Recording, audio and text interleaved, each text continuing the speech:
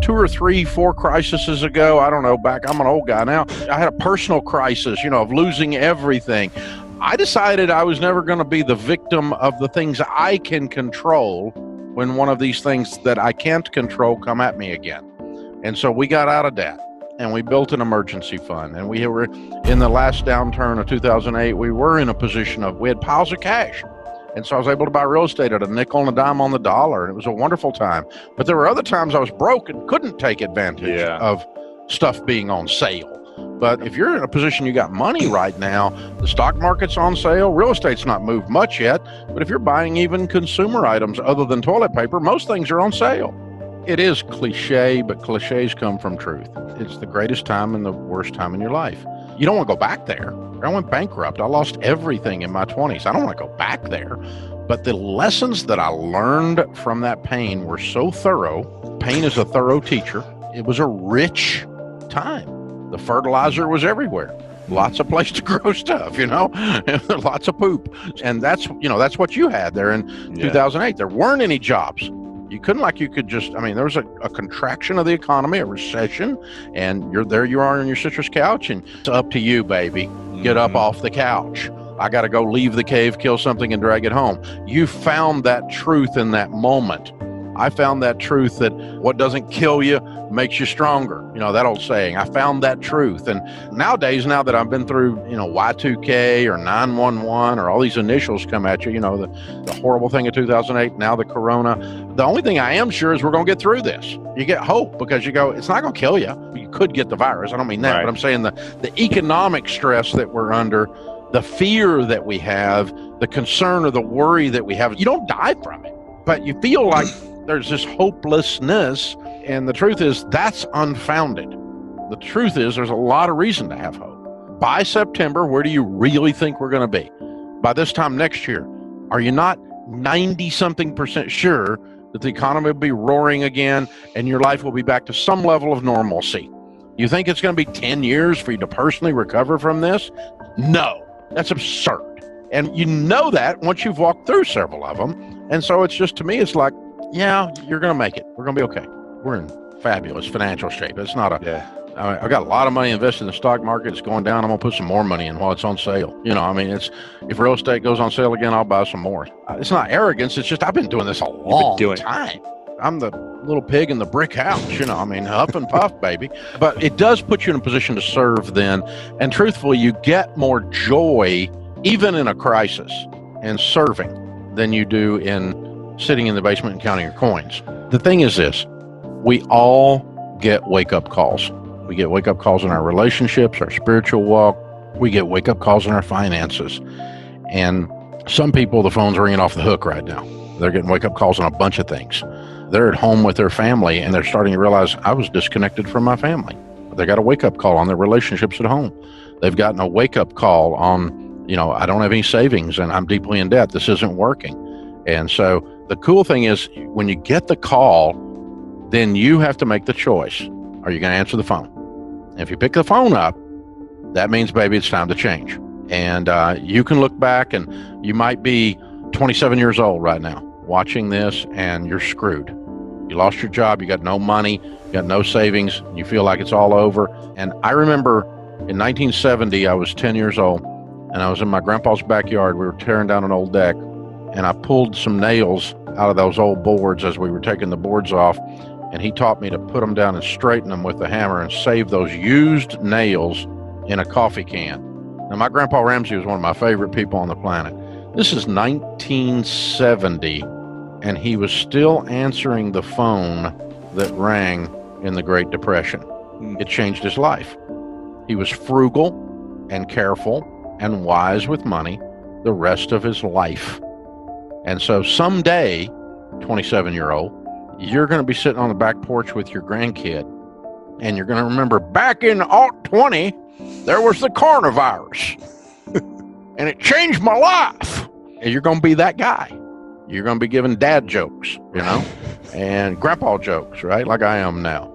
And you're going to get that opportunity. I was 28 years old when I lost everything. It was my fault. It was the S&L crisis. The banking climate changed. I'd built a house of cards. I was stupid. And the phone rang. It was my wake-up call. Are you going to answer the phone? Are you going to change your life to where you say, never again?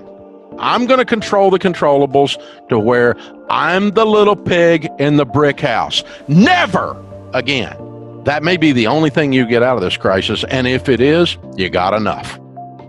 In my life, when I have become desperate, right after that's when I become stupid. When you get scared and you go rushing towards something out of fear, that sense of desperation, this thing, when you do that, you're getting ready to screw up. I mean, just count on it. And the other time you do that is if you're greedy. If you think okay, I got this one. I can take advantage of this. And I mean, greedy as a lack of virtue greedy. I don't mean greedy in a positive way where I'm being ambitious, okay? I mean the negative sides of greed. And so if you're functioning in desperation or in this no holds barred, I'm going to just clean up on other people's pain thing, that's when you're getting ready to screw up and you're getting ready to make a major mistake. And so you're set up also for con artists when you do that. If you're functioning in high emotion, your brain just doesn't work good. My friend Art Laffer says, when you're panicked and when you're drunk, you don't make good decisions. When you're on high emotion, your critical thinking skills shut down. That's when I've made the biggest mistakes in my life, is when I was desperate and the few times that I was greedy, where I thought, I'm going to slip in there and that's going to be easy money. A buddy of mine, I was in my 20s, and a buddy of mine was buying gold. Now, this is in the 80s. Okay, it's 1,000,000 years ago. And he's buying gold, and he had this friend that was a gold bug. He was picking gold, and this guy had picked the gold prices where they were going within $1 like 14 times in a row. We both dropped $5,000 into this thing, and if we had hit, it was a margin deal, and so I would have made $50,000. But it's a margin play, which means you're either going to make $50,000 or you're going to make zero. So he picked it right 14 times. The time I got in, the 15th time, missed it. I got zero. Turned $5,000 into zero instantly. Last time I bought gold, last time I played stuff on margin, last time I got greedy. The vast majority of people who are successful financially and successful have done it incrementally. There's very few people who you see a meteoric rise in their wealth or their success that keep it. I think because you build your character along the way to be able to hold on and be able to do it. I think that's my theory on it. I mean, I got rich quick. I started with nothing, and by the time I was 26, I had $4 million worth of real estate. I built a house of cards, and I had $1 million net worth. I made $250,000 in 1984. I was making $20,000 a month in my 20s. So, I mean, but you'd have thought I had it all figured out, meteoric rise to the top. But the very thing that caused me to be the incredible overdrive of ambition caused me to go so fast that I missed the blind spots. I missed the detour signs. I missed the bridge out signs. And so I built this house of cards I thought was a stone house, but I was naive and didn't know. And along comes some regulations changes, a few shifts in the economy, a little S&L crisis, and all of a sudden Dave looks like an idiot instead of a genius. So it turns out I was a little of both, because you don't build something like that at 25 if you're not somewhat of a genius. But I was obviously an idiot in the way I built it, and so I get to do it again.